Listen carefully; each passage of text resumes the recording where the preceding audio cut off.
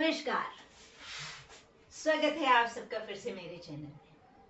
आजकल हम देख रहे हैं भारत की सरकार, काफी पहले से देख रहे हैं सरकार को तो, और भारत के कई प्रमुख संस्थान भारत की महिलाओं के लिए ज्यादा बढ़ चढ़ के उन्हें ज्यादा प्रोत्साहन देने की बात कर रहे हैं।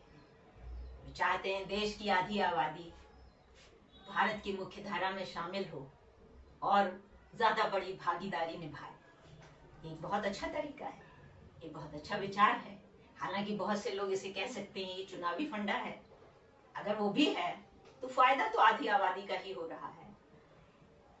अब देखिए ना, महिलाओं के कार्य क्षेत्र में उन्हें सुविधाएं और सुरक्षा देने की बढ़ बढ़कर बात हो रही है। सरकार, मोदी सरकार ने तो बहुत पहले से ही लड़कियों के लिए, महिलाओं के लिए बहुत से कार्यक्रम कर रखे, जैसे कि उन्होंने उज्ज्वला योजना, ग्रामीण महिलाओं को जो जंगल में जाके लकड़ियां बीनती थी, उनके साथ कई अपराध भी हो जाते थे और फिर घर में आकर उस पर वो धुएं में बार बार खाना बनाती थी परिवार के लोगों के लिए, तो उससे उनको निजात मिली है। उन्हें फ्री में गैस कनेक्शन दिया गया है, काफी अच्छी बात है ये।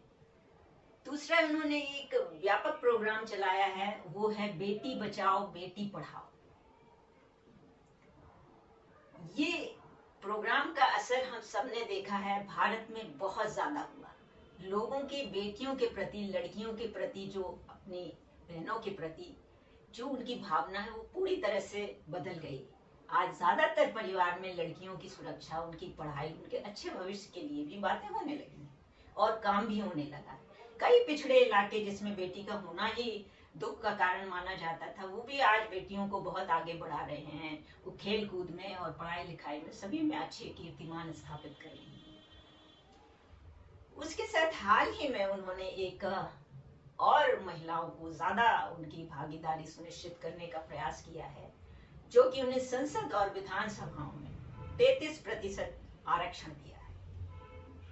अब ये निश्चित रूप से महिलाओं को मुख्य धारा में लाने का एक बहुत बड़ा प्रयास है।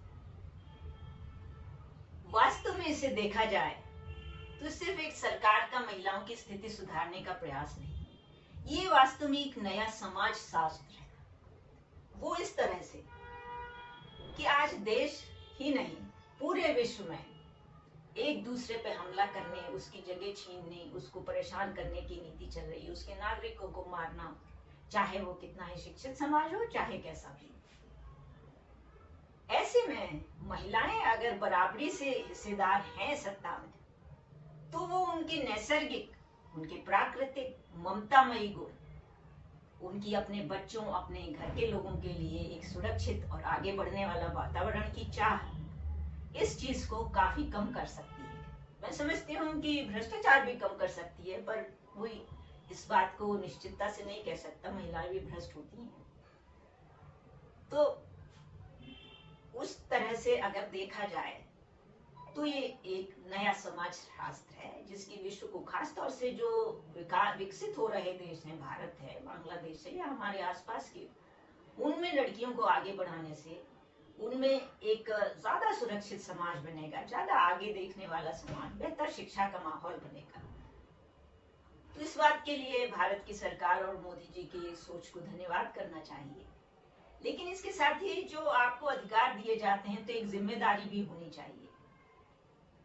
वो ऐसे कि महिलाओं को चाहिए कि वो अपनी काबिलियत को बढ़ाकर जिस पद पे भी हैं जिम्मेदार बने। ये नहीं कठिन वक्त आया या परेशानी है तो छोड़कर भाग जाएं या किसी और के ऊपर जिम्मेदारी डाल दें, ये सब नहीं करना। उन्हें भी एक मजबूत और इस मौके का फायदा उठाने के लिए जिम्मेदार बनना होगा।